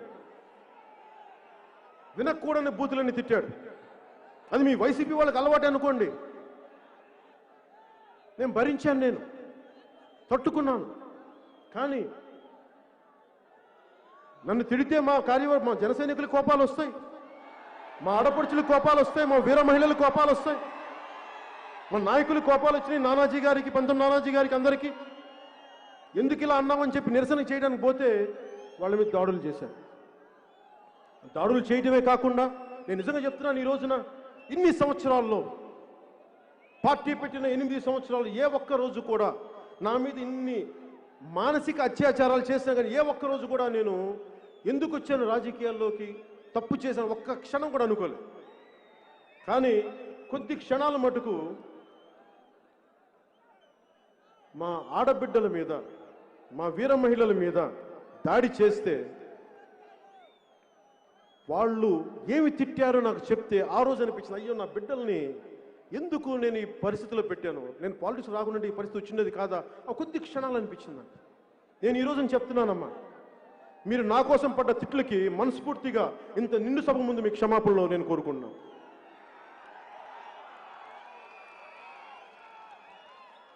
వైవి సుబ్బారెడ్డి గారు ఒక అత్యధిక సామాజిక వర్గానికి చెందిన ఆయన ఓటర్లు కూడా ఉన్నారు, వారిని కులదోషం చేయొచ్చా, అట్లాగా బూతులు తిట్టొచ్చా? మీరెవరు చెప్పరా? వైవి సుబ్బారెడ్డి గారు మీరు చెప్పరా? మీరు విఘ్నులు, పెద్దవారు, కొంచెం గడ్డి పెట్టండి ద్వారంపూడి చంద్రశేఖర్ గారికి.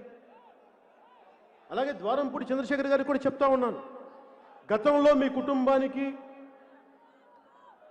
ఎస్పీ డిటి నాయక్ గారి ట్రీట్మెంట్ జరిగింది, భవిష్యత్తులో కనుక ఇలాగే చేస్తే భీమ్లా నాయక్ ట్రీట్మెంట్ అంటే ఏంటో చూపిస్తాను మీకు, మర్చిపోకండి.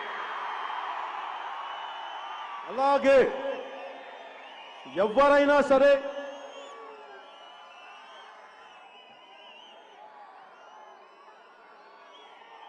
కులాల పేరు మీద నిజానికి ఈ రోజున వైశ్య సామాజిక వర్గాన్ని ఇబ్బంది పెట్టేస్తా ఉన్నారు.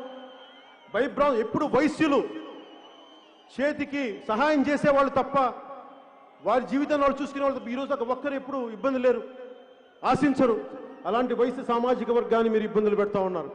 నేను చెప్తున్నాను, ఈరోజు వైశ్య సామాజిక వర్గానికి జనసేన మీకు అండగా ఉంటుంది. అలాగే యానాదు జాతులకు కానీ, రెల్లి కులస్తులకు కానీ,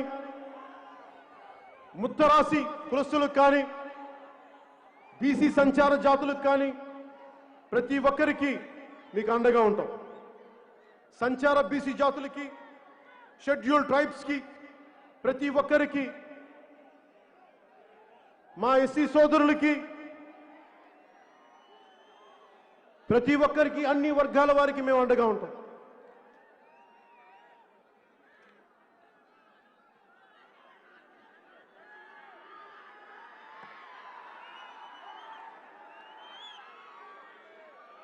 ఈ సభని ఈ మాటలు చెప్పి ముగిస్తున్నాను. పొరుగువాడి మంచితనం దుష్టుడి దురహంకారాన్ని రెచ్చగొడుతోంది. పక్కవాడి సౌభాగ్యం బాలీసుడి గుండెల్లో మంటల్ని రేపుతుంది. ప్రజలు నోళ్లు కొట్టి ప్రజాస్వామ్యాన్ని పాతిపెట్టి గజ దొంగలు ఈనాడు రాజులై ఏలుతున్నారు. దేవరకొండ బాలగంగాధర్ తిలక్ రాసిన ఈ కవితా పంక్తులు వర్తమాన వైసీపీ ప్రభుత్వం నడిపిస్తున్న వ్యక్తులకి చాలా సహజంగా వర్తిస్తాయి. కర్ణుడికి కవచకుండలాగా. బాలీసుడు అంటే వైసీపీ శ్రేణులు చెప్తున్నారు మూర్ఖుడు, నా ఉద్దేశంలో దుర్మార్గుడు అని అర్థం. అధికార మదంతో ఒళ్ళు బలిసి కొట్టుకుంటున్న వైసీపీ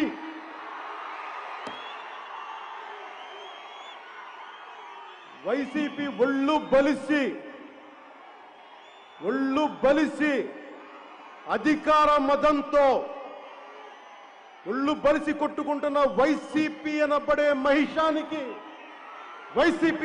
మహిషానికి కొమ్ములు ఇరగొట్టి కింద కూర్చోబెట్టి వచ్చే ఎన్నికల్లో సరికొత్త ప్రజాప్రభుత్వాన్ని స్థాపిస్తాం.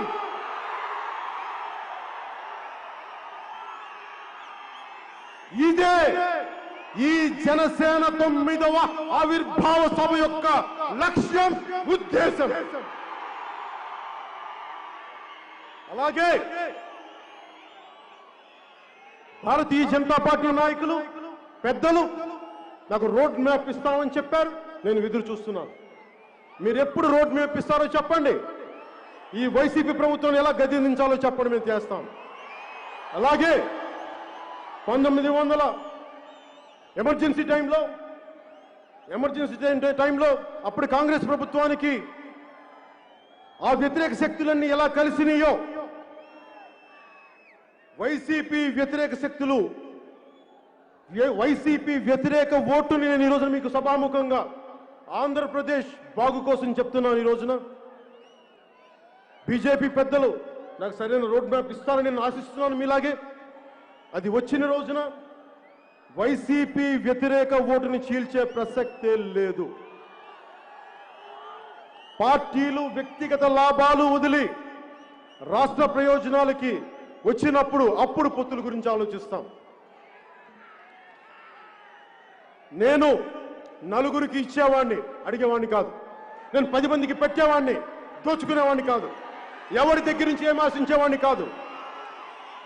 అందరూ బాగుంటే చాలు అనుకునేవాడిని. 5 ఏళ్లకు ఒకసారి వచ్చే ఎన్నికల అధికారం కోసం కాదు, పుట్టబోయే బిడ్డల తరం కోసం ఆలోచించేవాడిని. ఎదుగుతున్న తరం భవిష్యత్తు ఏం చేయాలని ఆలోచించేవాడిని. ఇన్ని సంవత్సరాలు ప్రజలకు అండగా ఉన్నాను, భుజం కాశాను. ఇప్పుడు నేను సంపూర్ణ ఆత్మవిశ్వాసంతో చెప్తున్నాను, ఈ ఆంధ్రప్రదేశ్ రాష్ట్ర బాధ్యతని పవన్ కళ్యాణ్ తీసుకుంటాడు, జనసేన తీసుకుంటాడు.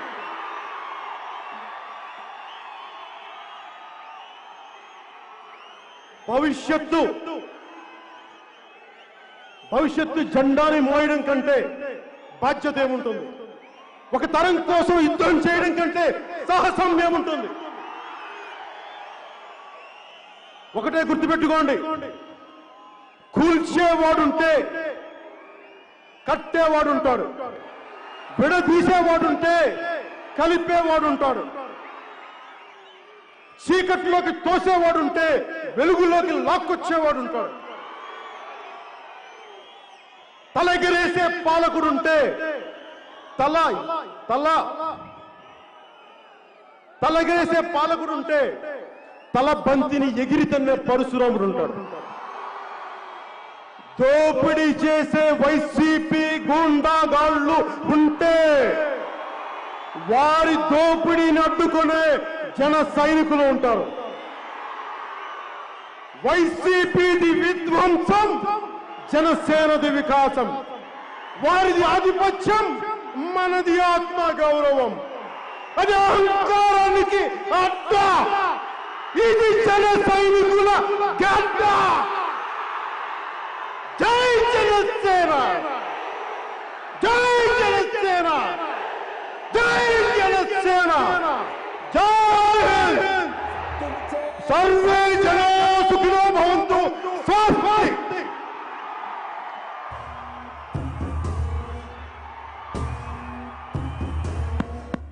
గల గల గల గాజులెగిరే గుండాలకు గుండె చెదిరే